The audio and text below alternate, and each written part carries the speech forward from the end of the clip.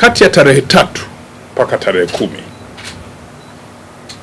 mwezi huu wa Oktoba, Jeshi la Polisi limefanikiwa kuwakamata watuhumiwa 4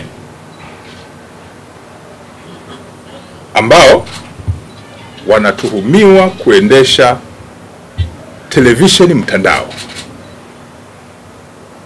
Watuhumiwa hawa wanatuhumiwa kuendesha televisheni mtandao bila kuwa na leseni. Kama mnashuhudia, sheria imeruhusu kuwepo na vyombo vya habari, lakini kwa kufuata misingi ya kisheria ya jinsi ya kuendesha vyombo hivyo.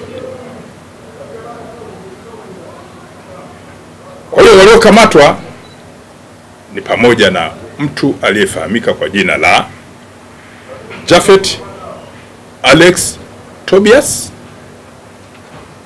Huyo ni mkazi wa Sabasaba Ukonga. Amekamatwa pia mtu aliyefahamika kwa jina la Joseph Agostino Mabwe. Huyu ni mkazi naye wa Sabasaba Ukonga. Hawa wanadaiwa kumiliki TV ambayo imefahamika kwa jina la Wisport. Mtu mwingine wa 3 aliyokamatwa ni Tegemeo Zakaria Mwenegoha. Huyu ni mkazi wa Tabata Ilala, ambaye anatuhumiwa kumiliki kitu kinachoitwa TV Media 2. Mtu wa 4 aliyekamatwa amefahamika kwa jina la Elia Constantino Pius.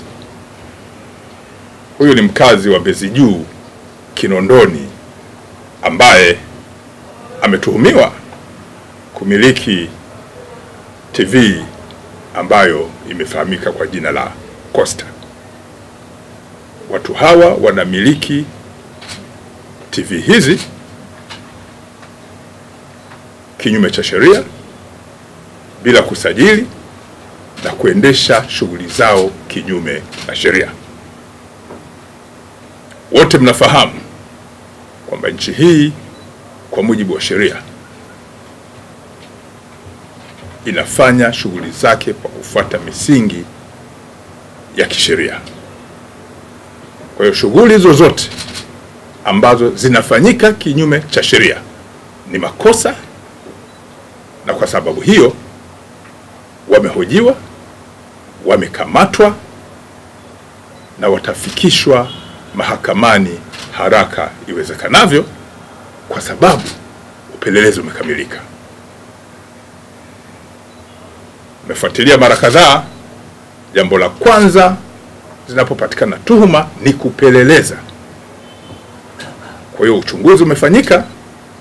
Jeshi la Polisi kwa kushirikiana na mamlaka zingine za kisheria zinazohusiana na mambo haya, na kubaini kwamba watu hawa na vyombo hivi vimekuwa vikifanya shughuli hizi ambazo nimezitaja kinyume na sheria, na kwa sababu hiyo watafikishwa kwenye mamlaka zingine za kisheria haraka iwezekanavyo, ikiwemo mahakama za nchi hii. Jeshi la Polisi Kanda Maalum ya Dar es Salaam linaendelea kutoa wito kwa wananchi kuendelea kufanya kazi zao kwa kuzingatia mifumo ya kisheria. Mwisho, Jeshi la Polisi Kanda Maalum ya Dar es Salaam halitasita kumtia mbaroni mtuhumiwa yoyote ambaye itabainika anafanya vitendo vya kihalifu ambavyo ni vitendo ambavyo vipo kinyume na sheria. Tunaendelea kuwahakikishia wananchi wa Dar es Salaam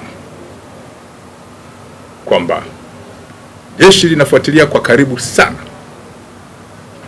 vitendo mbalimbali, matamko mbalimbali, lakini tunawahakikishia jiji liko salama na litaendelea kuwa salama.